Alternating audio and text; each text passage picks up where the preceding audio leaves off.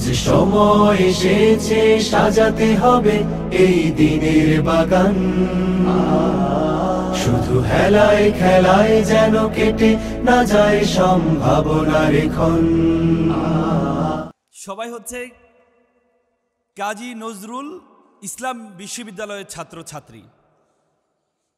তোমরা এমন একটি নাম বহন করো, এমন একটি নাম বহন করো যে নামের নামটা শুনলেই শরীরের লোম দাঁড়িয়ে যায়, ঠিক না? ঠিক কিনা? বিদ্রোহী কবি। বিদ্রোহী কবি যখন ছোটবেলায় যখন কলিকাতার আশা শুনেছিলেন, তিনি একটা রুটি দোকানে চাকরি করতেন। তার মাকে দেখার জন্য একদিনে ছুটি নিয়ে গিয়েছিলেন, 3 দিন ছিলেন। মা অসুস্থ ছিলেন, এর জন্য 3 দিন ছিলেন। পরবর্তীতে যখন আবার দোকানে আসলেন, ওনাকে খুব বকাঝকা করলেন। উনি তো একটু বিদ্রোহী মানুষ, উনি বকাঝকা সহ্য করতে পারেন নাই, উনি বের হয়ে গেলেন, চাকরিই করব না। পরে গিয়ে আপনাদের ত্রিশাল অঞ্চলের একজন দারোগা ছিলেন, রফিজ উদ্দিন। উনি কলকাতায় জব করতেন। ওনার ঘরের বারান্দায় শুয়েছিলেন রাতে। পরে উনি উঠার পর দেখে তাকে জিজ্ঞেস করলেন, বলল যে আমি দুদু মিয়া, আমার এই সমস্যা। উনি চিন্তা করলেন ওনার মা থাকে ত্রিশালে, মাকে দেখভাল করার জন্য একটা ছেলে লাগবে। পরে নিয়ে আসলেন, দুঃখু মিয়াকে নিয়ে আসলেন এখানে, নিয়ে এসে মার কাছে রাখলেন।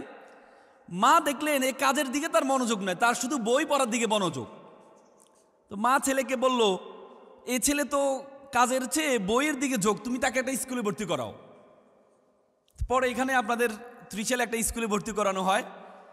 ভর্তি করানোর পরে ক্লাস 8-এ যখন উনি পড়েন, তখন ফার্সি ভাষায় একটা সাবজেক্ট ছিলেন। বাঙালি যারা, তারা এটা পারতেন না, খুব বেশি ভালো পারতেন না। সবাই ফেল করলেন, একমাত্র স্টুডেন্ট যিনি 96 পেয়েছেন নাম। এখন সবাই ফেল করছেন, যিনি টিচার তারও তো একটা আত্মসম্মানের বিষয়, সবাই ফেল করলো। তো পরে 5 মার্কস বাড়িয়ে দিয়ে সবাইকে পাশ করানো হলো। কবি নজরুল গিয়ে বললো, আমাকেও 5 মার্কস বাড়া দিতে হবে। শিক্ষকরা তো বিপদে পড়লেন, পাইছে 96, 5 যদি বাড়াই তাহলে তো 100-র উপরে চলে যায় না। বলছে না, তোমাকে বাড়াই দেওয়া হবে না। তো সে বললো, যেখানে বৈষম্য আছে আমি সেখানে পড়বো না, কোনো বৈষম্য সমাজে আমি পড়বো না। আজকে সেই নজরুল আজকে আমাদের জাতীয় কবি হয়েছে। ব্রিটিশদের বিরুদ্ধে উনি বিদ্রোহী কবিতা দিয়েছেন। আমি চির দুর্বার দুর্বিনীত, আমি নৃশংস, আমি সাইক্লোন, আমি ধ্বংস। সেই নজরুল বিশ্ববিদ্যালয় আপনারা পড়েন। নজরুল আমাদেরকে শিখিয়ে দিয়েছেন, নজরুল আমাদেরকে বুঝিয়ে দিয়েছেন, আমরা বাঙালি জাতি হিসাবে সবসময় মনে করি সুযোগ সুবিধা মামা লাগবে বড় হওয়ার জন্য, চাকরির জন্য মামা লাগবে, ব্যবসার জন্য টাকা লাগবে। নজরুল শিখিয়ে দিয়েছেন, তোমার পরিবার কেন্দ্রিক যে ব্যাকগ্রাউন্ড, পরিবার কেন্দ্রিক যে চিন্তা, তোমার মামা আছে কি না এটা ইম্পর্টেন্ট না। ইম্পর্টেন্ট হচ্ছে তোমার ইচ্ছা শক্তি থাকলে তাহলে তুমি বিশ্ব নন্দিত হওয়া সম্ভব। আজকে শিক্ষার্থীদের মধ্যে, আমাদের মধ্যে এক ধরনের চিন্তা, আমরা সবসময় মনে করি যে আমার মামা লাগবে। আমাদের মধ্যে একটা পিছু টান আছে। তোমরা আমাকে বলো তো, বাংলাদেশের একজন প্রখ্যাত লেখক হুমায়ুন আহমেদ, তার ছেলে হুমায়ুন আহমেদের যোগ্যতার কত % পেয়েছে? কত %? 5% পেয়েছে, 1%ও পায়নি। মুকেশ আম্বানি, ভারতের সবচেয়ে বড় ধনী ব্যক্তি, আনাত আম্বানি, তার ছেলে তার যোগ্যতার কত % পেয়েছে? তার কি টাকা ছিল না? মামা ছিল না? সুযোগ সুবিধা ছিল না? তারপরে পায়নি কেন? তার মানে বড় হওয়ার জন্য মামা টাকা বড় ইম্পর্টেন্ট না। ইম্পর্টেন্ট হচ্ছে ইচ্ছা শক্তি, তোমার চিন্তাধারা, তুমি নিজেকে কতটুকু বড় মনে করো। হার্ভার্ড ইউনিভার্সিটির শিক্ষক ছিলেন স্যান্ডার্স, তিনি বলেছেন, ইউ বিকাম ইউর কনভারসেশন। তুমি যেটি তুমি তোমাকে বলা হয় থাকে, আমাদের ব্রেন হচ্ছে আমাদের সবচেয়ে বাধ্যগত সার্ভেন্ট। তুমি যদি ব্রেনকে বলো আমি একা, তোমার ব্রেন বলবে ইয়েস স্যার আপনি একা। তুমি যদি ব্রেনকে বলো আমি যেহেতু একা, জীবন রেখে লাভ নাই, তোমার ব্রেন বলবে ইয়েস স্যার আপনি একা, জীবন রেখে লাভ নাই, keep it up, keep going on. তুমি যদি ব্রেনকে বলো আমি সেরা, তোমার ব্রেন বলবে ইয়েস স্যার তুমি সেরা। তুমি যদি তোমার ব্রেনকে বলো আমার দ্বারা সবকিছু সম্ভব, তোমার ব্রেন বলবে ইয়েস স্যার তোমার দ্বারা সবকিছু সম্ভব। আর তুমি যদি তোমার ব্রেনকে বলো তুমি তো পড়ো ময়মনসিংহের একটা বিশ্ববিদ্যালয়, তোমার দ্বারা কিছুই হবে না, তোমার দরকার ছিল ঢাকা বিশ্ববিদ্যালয়ে ভর্তি হওয়া, তোমার দরকার ছিল ঢাকার একটা বড় বিশ্ববিদ্যালয়ে ভর্তি হওয়া, তুমি যদি পারো নাই তোমার দ্বারা কিছু হবে না। সে ব্রেনকে পরিবর্তন করতে হবে, চিন্তার প্রসারতা পরিবর্তন করতে হবে। যদি চিন্তার প্রসারতা আপনি পরিবর্তন না করেন তাহলে মনে করবেন আপনি অথর্ব, আপনার দ্বারা কিছুই হবে না। পৃথিবীর সবচেয়ে বড় রাইডার কোম্পানি উবার, তাদের নিজস্ব কোনো গাড়ি নেই। গাড়ি আছে? আছে। পাঠাও, তাদের নিজস্ব কোনো গাড়ি আছে? আছে? নেই। কিন্তু তারপরেও সারা বিশ্বের 30% গাড়ি তারা কন্ট্রোল করে। কিসের জন্য জানো? কিসের জন্য জানো? শুধু চিন্তার কারণে, শুধু চিন্তার ভিন্নতার কারণে। সিঙ্গাপুর মালয়েশিয়ার অংশ ছিল। একসময় সিঙ্গাপুরকে মালয়েশিয়া থেকে ফিশিং ভিলেজ বলেছে তারা, ফিশিং ভিলেজ। সিঙ্গাপুরকে মালয়েশিয়া থেকে তারা বের করে দিয়েছে। সেই সিঙ্গাপুর নিজস্ব পানি পর্যন্ত তারা কিনে খায়, পানি পর্যন্ত। সেই সিঙ্গাপুর তারা বিজনেস হাবে পরিণত হয়েছে। তাদের বিমান, তাদের যেই বিমানবন্দর বিশ্বের সবচেয়ে উন্নত বিমানবন্দর তারা তৈরি করেছে। পৃথিবীর যত জাহাজ আছে সব জাহাজ তাদের সিঙ্গাপুরে নোঙর ফেলতে হয় পানি কেনার জন্য, ক্রু চেঞ্জ করার জন্য, নাবিক চেঞ্জ করার জন্য, খাবার গ্রহণ করার জন্য। কিন্তু সিঙ্গাপুরে নিজস্ব কোনো পানি খাবার কিচ্ছু নেই। সিঙ্গাপুরে এমন একটা দেশ যে দেশের বিমান উঠতে উঠতে তাদের সীমানা শেষ হয়ে যায়। আজকে সিঙ্গাপুরের পাসপোর্ট পৃথিবীর 1 নম্বর পাসপোর্ট। কেন হয়েছে? লি কুয়ান ইউ তাদের জাতির জনক ছিলেন। তিনি পলিসি গ্রহণ করেছেন জিরো কারাপশন, জিরো কোটা। সিঙ্গাপুরে মালয়েশিয়ান লোকজন বসবাস করে, চাইনিজ লোকজন বসবাস করে, কিন্তু সিঙ্গাপুরে কোনো বৈষম্য নেই, কোনো দুর্নীতি নেই। আজকে আমরা এত সম্পদ,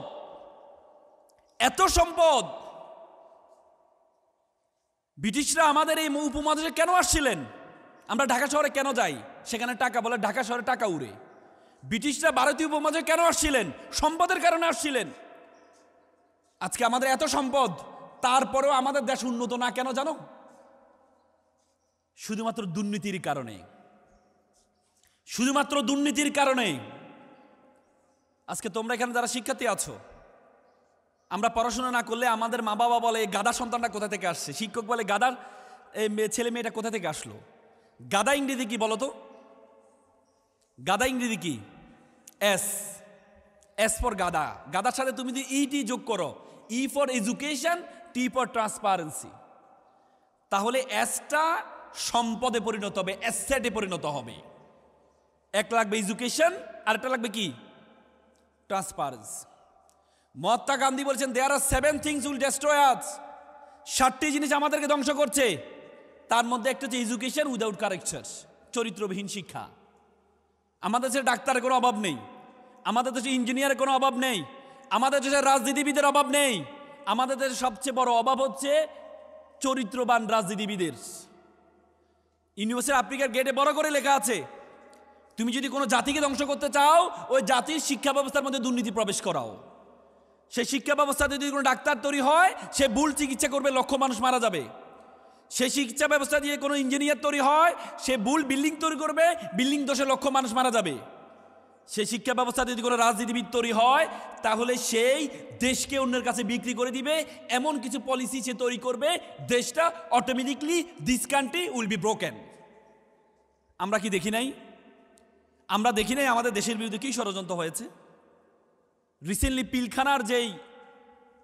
পিলখানার যে রিপোর্ট, তদন্ত রিপোর্ট আসছে, 50 জন চৌকস যারা মেধাবী দেশপ্রেমিক, যারা বাংলা ভাইকে গ্রেপ্তার করেছিল, কর্নেল গুলজার, সেই 50 জন দেশপ্রেমিক সবাইকে পিলখানাতে নিয়ে পার্শ্ববর্তী রাষ্ট্রের ষড়যন্ত্রে আমাদের নিজস্ব রাজনীতিবিদদের তারা শুধু ক্ষমতায় থাকতে হবে এই জন্য আমাদের চৌকস সেনাবাহিনীকে হত্যা করেছে। কিসের জন্য? শুধু ক্ষমতা থাকতে হবে, শুধু ক্ষমতায় থাকতে হবে। সিকিম, আমি কিছুদিন আগে যাওয়ার সুযোগ হয়েছে। সিকিম ভারতের অংশ ছিল না। সিকিম ভারতের অংশ ছিল না, তার আলাদা একটা রাষ্ট্র ছিল। এত সুন্দর দেশ। লেন্দুব দর্জি তাদের ছিল প্রধান। সে লেন্দুব দর্জি 1974 সালে সিকিমকে ভারতের অংশ করে দিয়ে দেয়। আমাদের দেশ নিয়েও ষড়যন্ত্র হয়েছে, আমাদের দেশ নিয়েও ষড়যন্ত্র হয়েছে, কিন্তু আলহামদুলিল্লাহ আমাদের তরুণ প্রজন্মের রক্তের বিনিময়ে আমাদের এই সুন্দর দেশ আমাদের কাছে ফিরে আসছে। তোমরা চিন্তা করতে পারো কি পরিমাণ ত্যাগ কোরবানি করেছে। তোমরা যারা তোমাদেরকে প্রজন্মকে নিয়ে আমরা বলতাম এটা হচ্ছে ফার্মের মুরগি, এরা পাবজি খেলে, এরা গেমস খেলে, এদের দিয়ে কিচ্ছু হবে না। সে ফার্মের মুরগিরা, সে পাবজি যারা খেলে তারা মোবাইলে শত্রুদেরকে ধ্বংস করার জন্য চেষ্টা করে, কিন্তু বাস্তবিক জীবনে তারা যে এভাবে স্লোগান দিতে পারে, বুকের মধ্যে অনেক জ্বর, বুক পেতেছি গুলি কর। সে ছাত্র সমাজ আমাদেরকে সুন্দর একটি দেশ উপহার দিয়েছে।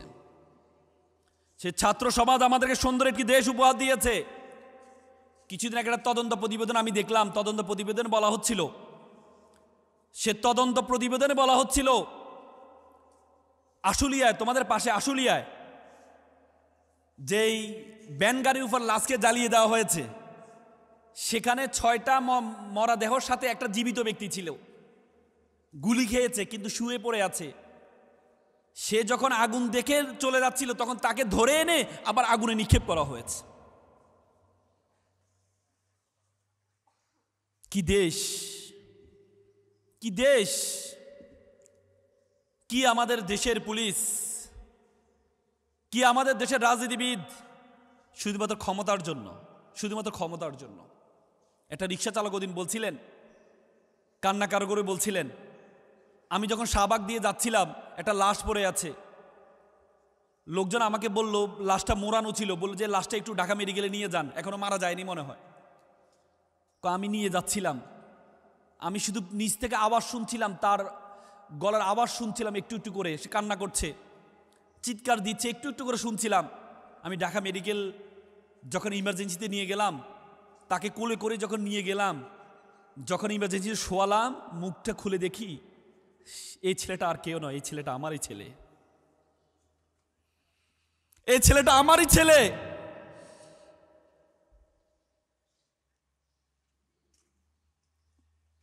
পৃথিবীতে সবচেয়ে কঠিন কাজ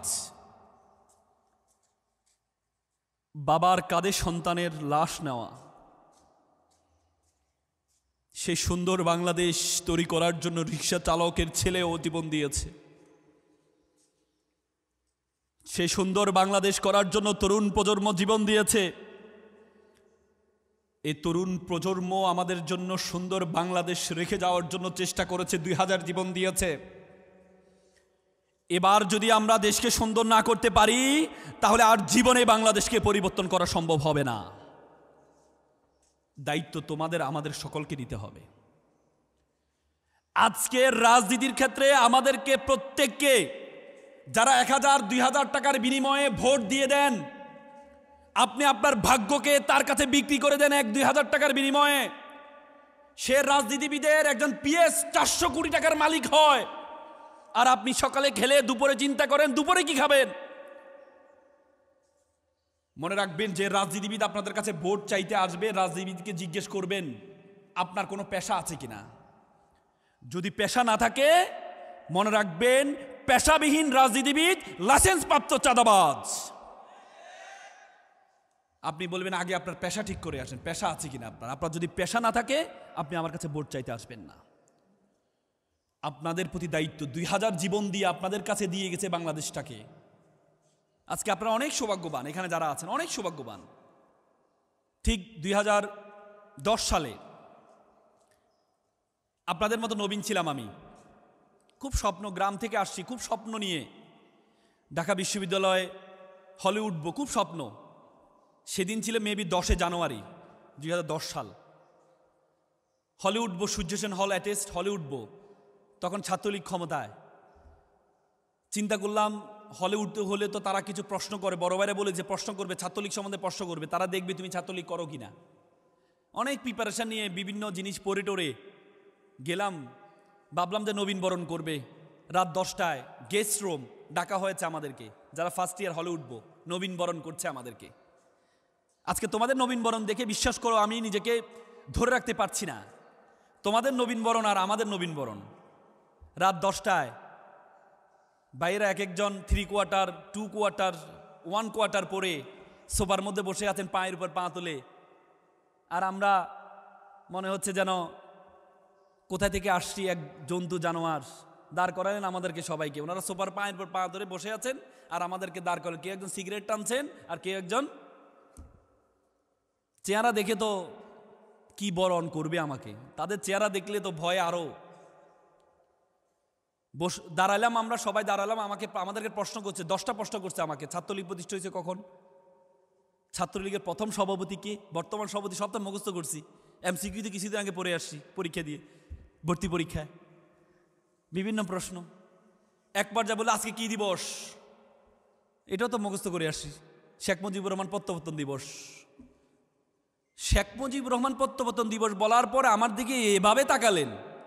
আমি বললাম কি রে ভাই, ভুল তো বলি নাই, প্রশ্ন তো যেভাবে প্রশ্ন পাইছি উত্তর তো সেভাবে দিয়েছি। সবাই দেখি মানে আমার দিকে এমনভাবে তাকাচ্ছেন, বলে যে ছুরি নিয়ে হাত কাটবো, পা কাটবো। আমি কি রে ভাই, কি ভুল করলাম? জিয়াউর রহমান তো বলি না, শেখ মুজিবুর বললাম। বললো যে তোর এত বড় সাহস, তুই জাতির জনক বঙ্গবন্ধু বলিস নাই? আরে বাবারে, বইতে তো আর এত বড় লেখা নাই। এমসিকিউ পড়ছি, ওখানে তো লেখা আছে শেখ মুজিবুর রহমান প্রত্যাবর্তন দিবস, জাতির জনক বঙ্গবন্ধু শেখ। আমরা অনেক বলেন জাতির জনক বঙ্গবন্ধু শেখ মুজিবুর রহমান, মানে আমরা তো লকব বলি না, সারা গায়ে চুলকানি, গায়ে গায়ে খড়খড়ানি, কত কিছু বলি না আমরা ঘোষণা দেওয়ার আগে। হ্যাঁ, তো ভাবলাম এবার তো তারা প্রত্যেকে মানে আমার হাত পা কেটে ফেলবে। আমি তো নতুন নবীন, গ্রাম থেকে আসছি, কি বলবো, দাঁড়ায় আছি। তাদের অ্যাপ্রোচ দেখে আমি বেহুঁশ হয়ে পড়ে গেছিলাম সেদিন। পরবর্তীতে আমাকে দ্রুত নেওয়া হয়। আবার প্রত্যেকটা হলে তাদের আবার 2টা গ্রুপ থাকে, একটা হচ্ছে সভাপতি গ্রুপ, একটা সেক্রেটারি গ্রুপ। তো সভাপতি গ্রুপের বাড়ি ছিল কুমিল্লা, নাম ছিল সাইদ মজুমদার। আমি চিন্তা করি আমার বাড়ি কুমিল্লা, তার গ্রুপে উঠলে মনে হয় আমি একটু সেফ থাকতে পারবো। মানে দেখি যে কি নির্যাতনটা করলো আমাকে। পরে সেক্রেটারি গ্রুপ পরের দিন পত্রিকা দিয়ে দেয় যে নবীনকে নির্যাতন করে সভাপতি সাইদ মজুমদার নির্যাতন করেছে, মানে তারাই। তো পরে সভাপতি আমাকে ডাকছে, ভাই বেটা তুই এমন করলি কেন? বলছি ভাই আপনি আমার এলাকার মানুষ, সবাই বলছে আপনি ভালো মানুষ, আপনি আমার এলাকার মানুষ, এই জন্য আপনার হলে আপনার গ্রুপে উঠলাম, আপনি আমাকে কি করলেন? যা বেটা তুই এমন করলি, তুই তো আমার রাজনীতি শেষ করে দিলি। তা আমি ভাবছি তোরা আমি নেতা বানাবো, তুই আমার এলাকা, তুই অস্ত্র ধরতে পারিস কিনা, তোর সাহসটাও আছে কিনা, এগুলো দেখার জন্য তোরা একটু পরীক্ষা করলাম। তাই বললাম তো আগে বলে দিবেন না যে তোরে পরীক্ষা করব, তাহলে প্রশ্নটা ফাঁস হয়ে গেলে তো আমি নিজেকে একটু সেফ রাখতে পারতাম। আপনি যেভাবে ওপেনলি আমাকে বললেন হাত কাট পা কাট, আমি তো নিজেকে আর ধরে রাখতে পারি না যে হাত পা, আর আপনাদের চেহারা দেখলে তো চেহারাই। তার মানে তখন নবীনদেরকে শিখানো হতো যে তুমি কিভাবে নেতা হইবা, অস্ত্র ধরতে পারো কিনা, তোমার সাহস কতটুকু, কলিজা কতটুকু, সেটা দেখা হতো। আজকে তোমরা অনেক সৌভাগ্যবান, তোমরা আজকে অনেক সৌভাগ্যবান। You are very lucky, you are very lucky যে তোমাদের কাজকে বরণ করে নিচ্ছে সুন্দর করে। এজন্য এই যে দায়িত্ব, যারা দায়িত্বটা পালন করছে, এই সুন্দর বাংলাদেশ পাওয়ার জন্যই আমাদের 2000 শিক্ষার্থী জীবন দিয়েছে। বুঝতে পেরেছ? তো সুতরাং দায়িত্ব কত বা আছে কিনা? আছে। আজকে তোমরা এখানে শিক্ষার্থী আছো, তোমরা মানে you must mind it, this is a beginning.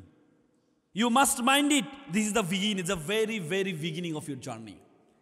তোমাদের জীবন মাত্র শুরু হয়েছে, তোমাদের জীবন মাত্র শুরু হয়েছে।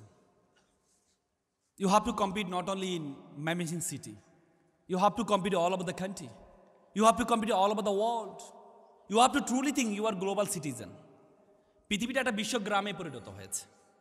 পৃথিবীটা একটা বিশ্বগ্রামে পরিণত হয়েছে। তুমি যদি মনে করো বাংলাদেশে কম্পিটিশন করবা, এই ময়মনসিংহ শহরে কম্পিটিশন করবা, তাহলে তুমি ভুল করবা। You have to compete all over the world. You have to truly think you are global citizen. You have to think beyond Bangladeshi border. তার আগে প্রথমে তুমি তোমার সম্বন্ধে জানতে হবে। তুমি তোমার সম্বন্ধে, সক্রেটিস বলেছে নো দাই সেলফ, নিজেকে জানো। আল্লাহ কোরআন বলেছে ওয়াফি আনফুসিকুম, তুমি তোমাকে জানো। উপমহাদেশের সেরা কবি ফরিদুদ্দীন বলেছেন উনসু মাতলু বেজা হাত দরগাহা হার তুরি গো বাজে গো খুদ্দেশা। বলে পৃথিবী যাকে খুঁজে বেড়াচ্ছে তুমি সেই ব্যক্তি, তুমি তোমাকে খুঁজে বের করো। তুমি যদি তোমাকে খুঁজে না বের করতে পারো তাহলে তুমি মনে করবা আল্লাহ তাআলা তোমাকে অনর্থক সৃষ্টি করেছেন। আল্লাহ তাআলা তোমাকে চমৎকার আকৃতি দিয়ে সৃষ্টি করেছেন। আল্লাহ তাআলা কোরআনে বলেছেন লাকাদ খালাকনাল ইনসানা ফি আহসানি তাকওয়িম, আমি তোমাকে উত্তম আকৃতি দিয়ে সৃষ্টি করেছি। এবং এই আয়াতটি বলার আগে আল্লাহ তাআলা 4 বার কসম খেয়েছেন, শপথ পড়েছেন। আল্লাহ বলছে ওয়া তিনের কসম, ওয়া জাইতুনের কসম, ওয়া তুরি সিনিন তুর পাহাড়ের কসম, ওয়া হাযাল বালাদিল আমিন শহরের কসম, লাকাদ খালাকনাল ফি আহসানি তাকওয়িম, তোমাকে আমি উত্তম আকৃতিতে সৃষ্টি করেছি। 4 বার কসম খেয়ে বলেছেন আল্লাহ। আপনাদের কাছে কি মনে হয় আল্লাহ আপনাকে উত্তম আকৃতি দেয় নাই? উত্তম আকৃতি দেয় নাই? আল্লাহ তাআলা যে অঙ্গটা আপনাকে দিয়েছেন, আপনি একটু কালো হলে মন খারাপ, আল্লাহ আমাকে কালো বানাইছে, একটু খাটো বানাইছে। আমরা সবসময় এই চিন্তাগুলো করি, কিন্তু আল্লাহ তাআলা যে আপনাকে উত্তম এত সুন্দর আকৃতি। আমি কয়েকদিন আগে আফ্রিকা গিয়েছিলাম। আফ্রিকা পৃথিবীর লার্জেস্ট সাফারি মাসাই মারা সাফারিতে গিয়েছি। বন্য প্রাণী থেকে প্রায় 500 কিলোমিটার দূরে সাফারিটা। সেখানে এক একটা প্রাণী দেখেছি তাদের চেহারার দিকে তাকালে ভয় চলে আসে, চেহারার দিকে তাকালে ভয় চলে আসে। এত সুন্দর আকৃতি আল্লাহ তাআলা আপনাকে দিয়েছেন। একবার একটা আল্লাহ রাসূল বলেছেন একটা পাহাড়ে একটা ব্যক্তি ছিল, সে সবসময় ইবাদত করতেন, পাহাড়ে থাকতেন, ইবাদত করতেন। 400 বছর ইবাদত করেছেন, 400 বছর ইবাদত করেছেন। 400 বছর ইবাদত করার পরে সে পাহাড়ে থাকতেন। কিয়ামতের দিন আল্লাহ বলেছে তাকে আমার দয়া তাকে জান্নাতে নিয়ে যাও। তখন তিনি বললেন ইয়া আল্লাহ, আপনার দয়া আমাকে জান্নাতে যাইতে হবে কেন? আমি তো শুধু আপনারই ইবাদত করছি, কোনোদিন এলাকায় যাই নাই, পাহাড়ে ছিলাম। তখন আল্লাহ তাআলা বললেন ঠিক আছে, মিজানের পাল্লার মধ্যে এক পাল্লা তার একটা চোখ রাখো, আরেক পাল্লায় তার আমলনামা রাখো। আমি তোমাদেরকে যেটি বলার চেষ্টা করেছি সেটি হচ্ছে তুমি তোমার সম্বন্ধে একটু ধারণা নিতে হবে। তোমরা জানো বাংলাদেশে 2006 সালে একটা অপটিক্যাল ফাইবার স্টেশন করা হয়েছে, সেটি হচ্ছে আমাদের কক্সবাজারে হয়েছে। সে অপটিক্যাল ফাইবার স্টেশনের সেটি সেই স্পেন, পর্তুগাল হয়ে সিঙ্গাপুর, মালয়েশিয়া হয়, ফিলিপাইন হয় আমাদের কক্সবাজারের সাথে যুক্ত হয়েছে, পরবর্তী গাজীপুরের হাইটেক পার্কের সাথে যুক্ত হয়েছে। সে অপটিক্যাল ফাইবারের দূরত্ব ছিল 17,500 kilometre. 17,500 kilometre optical fibre cable দিয়ে পুরো পৃথিবীটা আমাদের হাতের মুঠে চলে আসছে। আজকে আমেরিকা কি করছে আমরা এখান থেকে দেখতে পাচ্ছি। আজকে আমরা এখানে কি করছি আমেরিকার মানুষ ফেসবুকে লাইভের মাধ্যমে দেখতে পাচ্ছে, একটি মাত্র অপটিক্যাল ফাইবারের কারণে। বিজ্ঞান বলে আমাদের মাথায় 2 কোটি নার্ভ আছে, বল যে একটা নার্ভের সাথে আরেকটা নার্ভকে যদি যুক্ত করা হয় তাহলে এটা দূরত্ব হবে 2 লক্ষ মাইল। তার মানে মাত্র 17,000 কিলোমিটার দিয়ে পুরো পৃথিবীটা আমাদের হাতের মুঠে চলে আসছে। 2 লক্ষ কিলোমিটার যে নার্ভ তোমার মাথার মধ্যে আসছে, এইটা দিয়ে পুরো বিশ্বজগৎ তোমার হাতের মুঠের মধ্যে চলে আসবে। ধারণা আছে বিশ্বজগৎ সম্বন্ধে? আমাদের এই পৃথিবীর আয়তন কত জানো? এই পৃথিবীর আয়তন কত জানো? 52 কোটি বর্গ কিলোমিটার।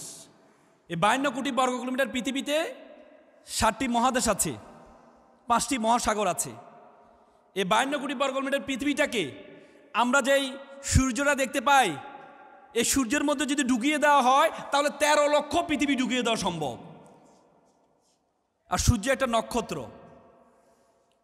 বলা হয় যে একটা নক্ষত্র আছে জুয়েস ব্যাটেল, সে জুয়েস ব্যাটেল যে নক্ষত্র, এই নক্ষত্রটার আয়তন হচ্ছে সূর্য থেকে 33 কোটি গুণ বড়। সুবহানাল্লাহ বলবা না? বলবা না? হাদিসে আছে আলহামদুলিল্লাহ সুবহানানে তামলাউ ওয়া তামলানে ফিল মিজান। যে ব্যক্তি একবার সুবহানাল্লাহ পড়বে, একবার আলহামদুলিল্লাহ বলবে, আসমান এবং জমিনে যতটুকু ফাঁকা আছে ততটুকু সব তার আমলনামা দেওয়া হয়। শুধু ছেলেরাই আমলনামা দরকার, মেয়েদের দরকার নেই, তোমাদের দরকার নেই। সবাই বলো সুবহানাল্লাহ। এই বিশ্বজগতে আল্লাহ তাআলা তোমাকে আমাকে বলেছে কুনতুম খায়রা উম্মাত। আল্লাহ বলছে you are the best nation, you are the noblest nation. Allah বলছে এই বিশ্বজগতে যা কিছু আছে আমি সবকিছু তোমার জন্য সৃষ্টি করেছি। হুয়াল্লাযী খালাকালাকুম মা ফিল আরদি জামিয়া। এই বিশ্বজগতে যা কিছু আছে আমি সবকিছু তোমার জন্য সৃষ্টি করেছি। আর তোমাকে আমি সৃষ্টি করেছি কিসের জন্য? ওয়ামা খলাকতুল জিন্না ওয়াল ইনসা ইল্লা লিয়াবুদুন। আর তোমাকে আমি সৃষ্টি করেছি শুধুমাত্র আমার ইবাদত করার জন্য। I created everything for you and you are created only worship of Almighty. আমরা ইবাদত বলতে আমরা বুঝি শুধুমাত্র নামাজ পড়া ইবাদত, রোজা রাখা ইবাদত, হজ করা ইবাদত না। জ্ঞান অর্জন করা সবচেয়ে বড় ইবাদত। ইসলামের প্রথম স্লোগান সেটি হচ্ছে ইকরা, পড়ো। প্রথম স্লোগান ছিল পড়ো। আল্লাহ কোরআনে বলছে হাল ইয়াস্তাবিল্লাযীনা ইয়ালামুনা ওয়াল্লাযীনা লা ইয়ালামুন। Who knows and who doesn't know all are not same. যারা জানে এবং যারা জানে না তারা এক নয়। আল্লাহ তাআলা নামাজের কথা কোরআনে 83 বার বলেছেন, 83 বার জ্ঞান অর্জন করার কথা বলেছেন। ইচ অ্যান্ড এভরি রিলিজিয়ন, আপনি যদি হিন্দু ধর্মে দেখেন, হিন্দু ধর্মের বেদ, ঋগ্বেদ, যজুর্বেদ, অথর্ববেদ, সমবেদ, বেদ শব্দের অর্থ হচ্ছে জ্ঞান। বেদ শব্দের অর্থই জ্ঞান। বেদে বলা আছে অত বিদ্যাস তপস্বী, বিদ্যা অর্জন করা সবচেয়ে বড় তপস্যা। ওল্ড টেস্টামেন্টে বলেছেন gathering of knowledge is the worship of Almighty. বাইবেলে বলেছে তুমি যদি নলেজ অর্জন করো এটা সবচেয়ে বড় ওয়ার্শিপ। তো সুতরাং আজকে তোমরা এখানে জ্ঞান অর্জন করার জন্য আসছো। তোমাদেরকে জ্ঞান অর্জন করতে হবে, জ্ঞান অর্জন করতে হবে। আজকে তোমাদেরকে আমি 4টি পরামর্শ দিয়ে আমার কথা শেষ করব। তোমরা জানো বিল গেটসের নাম শুনেছ না? বিল গেটসের মা ছিল মেরি ম্যাক্সওয়েল গেটস। বিল গেটসের একটা বই আমি পড়েছি, রোড অ্যাহেড। সে বইয়ে তার মা তাকে ছোটবেলা 4টি পরামর্শ দিয়েছেন। তার মা তাকে বলেছেন বাবা you have to be exceptional, তোমাকে ব্যতিক্রম হইতে হবে। দ্বিতীয় হচ্ছে ড্রিম বিগার, তোমার স্বপ্ন হবে বড়। তৃতীয় হচ্ছে বি ইন্ডাস্ট্রিয়াস, তোমাকে পরিশ্রমী হইতে হবে। চতুর্থ হচ্ছে রিড বুক, প্রচুর বই পড়বা। বিল গেটস বইতে লিখেছেন আমার মায়ের 4টি পরামর্শ আমার জীবনকে পরিবর্তন করে দিয়েছে। তিনি বলেছেন তিনি অক্সফোর্ডের ছাত্র ছিলেন। তিনি যখন অক্সফোর্ডে ফার্স্ট ইয়ারে পড়েন তখন উনি দেখলেন বড় বড় কম্পিউটার ব্যবহার করার জন্য ওনাকে দিয়েছে। উনি বলেছেন যে আমি এই কম্পিউটার বাসায় ব্যবহার করব না, আমি অফিসে ব্যবহার করব না, আমি এমন একটা কম্পিউটার আবিষ্কার করবো যেটা ঘরে বসে ব্যবহার করা যাবে। পরবর্তীতে সে অক্সফোর্ড পড়াশোনা ছেড়ে দিয়ে বাসায় বসে 5 বছরের মাথায় মিনি কম্পিউটার আবিষ্কার করেন। পরবর্তী তার বন্ধুরা পড়াশোনা শেষ করে তার মাইক্রোসফটে গিয়ে জব করেছেন। বি এক্সেপশনাল, তোমাকে ব্যতিক্রম হইতে হবে। আগে বলে তো নলেজ ইজ পাওয়ার, এখন বলে knowledge is powerless without skill. দক্ষতাবিহীন নলেজের কোনো ভ্যালু নেই। দক্ষতাবিহীন নলেজে কোনো ভ্যালু নেই। তোমাকে এমন একটা গুণ অর্জন করতে হবে যে গুণটা 10 জন থেকে তোমাকে পার্থক্য করবে। আগে বলো তো it's time for GK, general knowledge, আর এখন বলে it's not time for GK, it's time for SK, special knowledge. তোমাকে স্পেশাল নলেজ গ্যাদারিং করতে হবে। যারা সব জানে তাদের দুনিয়াতে খাওয়া নেই, যারা একটা জিনিস ভালো করে জানে তাদের দুনিয়া খাওয়া বেশি। তোমরা দেখো যারা প্রাইমারি স্কুলের শিক্ষক তারা সব সাবজেক্ট পড়ায়, তারা বেতন পায় 20,000 টাকা।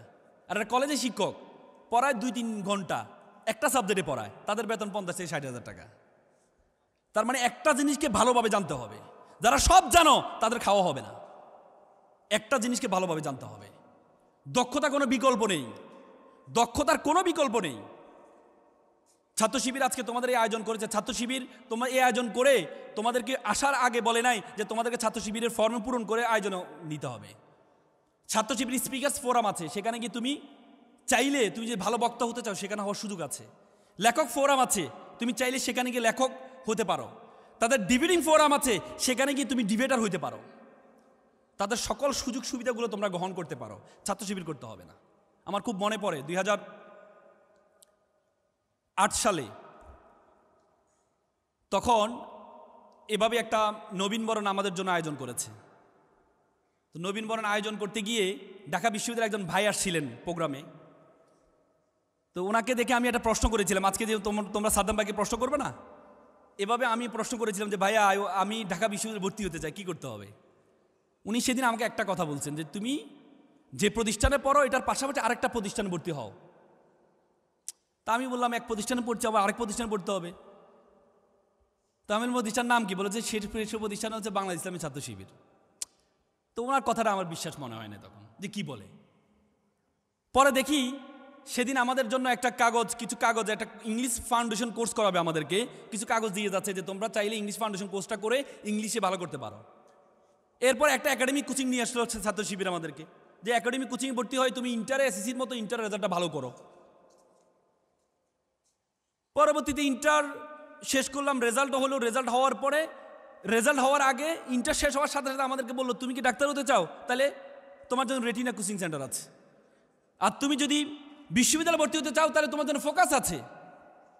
আমাদেরকে গ্রাম থেকে নিয়ে ঢাকাতে এনে ম্যাথে রেখে ফোকাসে রেখে প্রথম দিন যেদিন ক্লাস করতে গেলাম সেদিন ভাইরা আমাদেরকে নিয়ে বসলো, বললো যে তুমি ঢাকা বিশ্ববিদ্যালয়ে ভর্তি হওয়ার আগে প্রথম কাজ হবে ঢাকা বিশ্ববিদ্যালয়ে একবার দেখে আসো। সেদিন গেলাম বিশ্ববিদ্যালয় দেখার জন্য, গিয়ে প্রথমে সূর্যচন্দ্র হলে ঢুকলাম। তো সূর্যচন্দ্র হলে তৎকালীন ছাত্র শিবিরের সভাপতি ছিলেন মামুন ভাই, আমার নামে নাম। তো মামুন ভাই আমাকে দেখে বললো যে মামুন আমার বিশ্বাস তুমি আমার নামে, তুমি ঢাকা বিশ্ববিদ্যালয়ে চান্স পাবা এবং তোমার হল অ্যাটেস্ট হবে সূর্যচন্দ্র হল। আমি ওই দিন বিশ্বাসযোগ্য মনে হয় নাই। পরবর্তী আলহামদুলিল্লাহ 3 মাসে ওনারা যেভাবে কেয়ার করেছেন। 3 মাস পর আমি যে একটা গ্রাম থেকে আসছি, যখন ঢাকা শহরে আসলাম, ঢাকা শহরে যে শিক্ষা প্রতিষ্ঠানের ফার্স্ট বয় সেকেন্ড বয় তাদের পড়াশোনার অবস্থা দেখে খুব হতাশ মতো সারা ধরে কান্না করতাম যে কি হবে, আমার দ্বারা কিছুই হবে না। কারণ যে এলাকায় ওখানে ছিলাম রাজা, এখানে আসি হয়ে গেলাম বলে না, যে এলাকায় আমাদের এলাকা বলে যে জায়গায় রাতা থাকে না সেখানে মুরগিও রাতা হয়। তা আমরা ছিলাম রাজা ওখানে, আর এখানে আসি দেখি যে প্রজা হয়ে গেলাম। তারপরেও ছাত্র শিবিরের আমাদের সহযোগিতার চেষ্টায় পরবর্তী দেখার ভর্তি পরীক্ষা 123তম হয়েছিলাম। এটি বলার উদ্দেশ্য হচ্ছে, বিশ্বাস করো, বিলিভ অর নট, ছাত্র শিবির একটি রাজনীতি দল নয়, এটি একটি সেবামূলক একটা প্রতিষ্ঠান। তুমি ছাত্র শিবির আজকে যে আমাদের বোনদের জন্য আয়োজন করেছে, আমরা বোনরা বলতে পারবা তোমরা চাইলেও কি ছাত্র শিবির জয়েন করতে পারবা? পারবা না। তোমরা বলতে পারো তাহলে কি ছাত্র শিবির মেয়ে বিদ্বেষী? না, মেয়ে বিদ্বেষীর বিষয় না।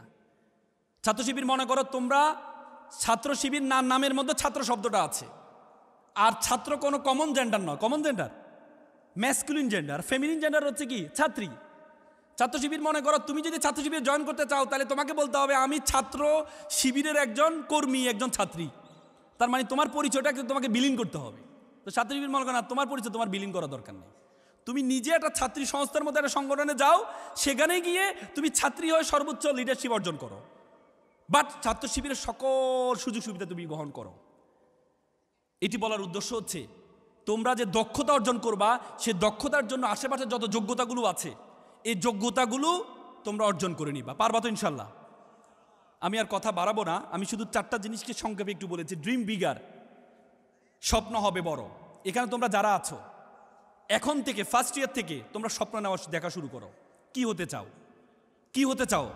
তুমি যে বিসিএস ক্যাডার হতে চাও, এখন থেকে একজন বিসিএস ক্যাডার বড় ভাই তোমাদের বিশ্ববিদ্যালয় অথবা যে কোনো বিশ্ববিদ্যালয় একজন বড় ভাইকে বের করো, তাকে মেন্টর বানাও, ফেসবুকে তাকে নক দাও। বোনরা তোমাদের একজন বোনকে নক দাও। এখন খুব সহজ মানুষকে সম্পর্ক তৈরি করা। মেসেজ দিবা, রিপ্লাই দিবে না, একবার দিবা, 2বার দিবা, 10বার দিবা, রিপ্লাই দিবে না। কিন্তু তারপরও মেসেজ দিয়ে যাও, দেখবা এক সময় সে তোমার রিপ্লাই দিবে, তুমি তার থেকে বিভিন্ন পরামর্শ নাও। তো সুতরাং তোমরা স্বপ্নটা একটু বড় দেখো। আমি আর কথা বাড়াবো না, আমি একটা গল্প বলে কথা শেষ করব। বি ইন্ডাস্ট্রিয়াস, তোমাদেরকে পরিশ্রম করতে হবে। আমি একটা গল্প বলে শেষ করব। একবার একটা অঞ্চলে তারা একটা মন্দির বানাবে। তো তারা মন্দির বানাবে, মন্দিরের জন্য কি লাগে? মূর্তি লাগবে। তো তারা শুনছে পাহাড়ে একটা মূর্তি, কালো পাথর, সুন্দর পাথর আছে। তারা পাথরের কাছে গেল, যাই বলে যে পাথর সাহেব আপনাকে একটু লাগবে। বলে যে আমাকে লাগবে, কি করবা? বলে যে আপনাকে নিয়ে আমরা একটু কাটবো, ঘষবো, মাজবো, এরপর মূর্তি বানাবো, এরপর মন্দিরে রাখবো, সবাই এসে আপনাকে সেলুট করবে। সে বলছে পরের অংশটা ঠিক আছে, সেলুট করবে, কিন্তু আগের অংশটা, এই কাটবা, ঘষবা, মাজবা, এটা না করা যায় না? বলছে না, এটা না করলে তো আপনাকে কেউ সম্মান করবে না। বলছে না, এই কষ্ট করতে পারবো না তোমরা। তখন পাশে একটা কালো পাথর ছিল, অবহেলিত পাথর। বলে স্যার আমাকে নিয়ে যান। তোমাকে নিয়ে যাবো? বলছে স্যার আমাকে নিয়ে যান। তোমাকে কাটবো স্যার, আমাকে কাটেন, গছেন, মাজেন, কোনো সমস্যা নেই। পরে তাকে নিয়ে কেটে ঘষে মেজে তাকে একটা অবয়ব দেয়, সুন্দর একটা অবয়ব দেয়।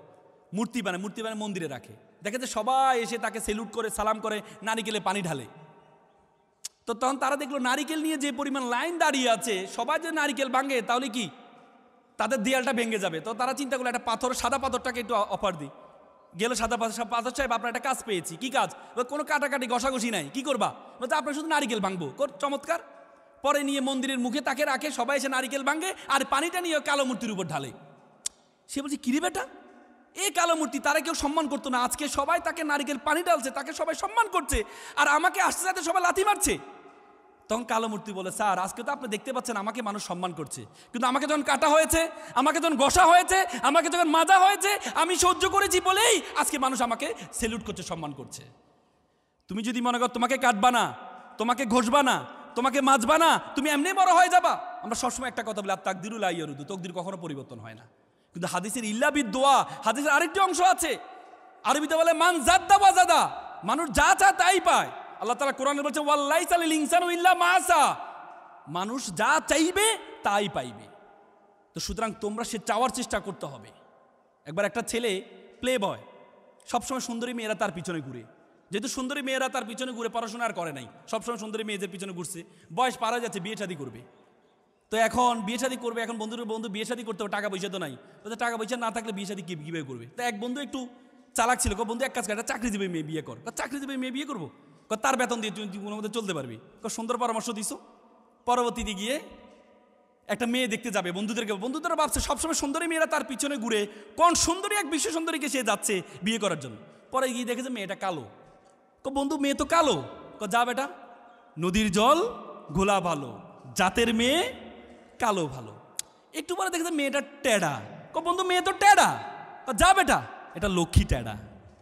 তার মানে তার যত উইকনেস আছে, শুধুমাত্র যোগ্যতার কারণে তার উইকনেসটা ইউনিকনেসে পরিণত হয়েছে যোগ্যতার কারণে। সুতরাং তোমরা সেই যোগ্যতা অর্জন করবা, আমার বিশ্বাস। আর পিতামাতার প্রতি শ্রদ্ধাবোধ রাখবা, আর দেশের প্রতি মমত্ববোধ রাখবা। পারবা তো ইনশাল্লাহ? পারবা তো ইনশাল্লাহ? শিক্ষার্থীরা সবাই একটু দাঁড়াও, শিক্ষার্থীরা সবাই একটু দাঁড়াও। আমার সাথে একটা ওত পড়বা, বলো। আমার সাথে বলবা, আমিও পড়বো। বলো, আমি ওয়াদা করছি, লাউডলি বলো, আমিও ওয়াদা করছি খারাপ কিছু দেখবো না, খারাপ কিছু শুনবো না, খারাপ কিছু বলবো না। যে মুখে ডাকি মা, সে মুখে মাদক না। মানুষের মতো মানুষ হব, পিতামাতাকে শ্রদ্ধা করব, নিজের দেশকে নিজেই গড়ব। সকলে ভালো থাকবা, সুস্থ থাকবা। আসসালামু আলাইকুম।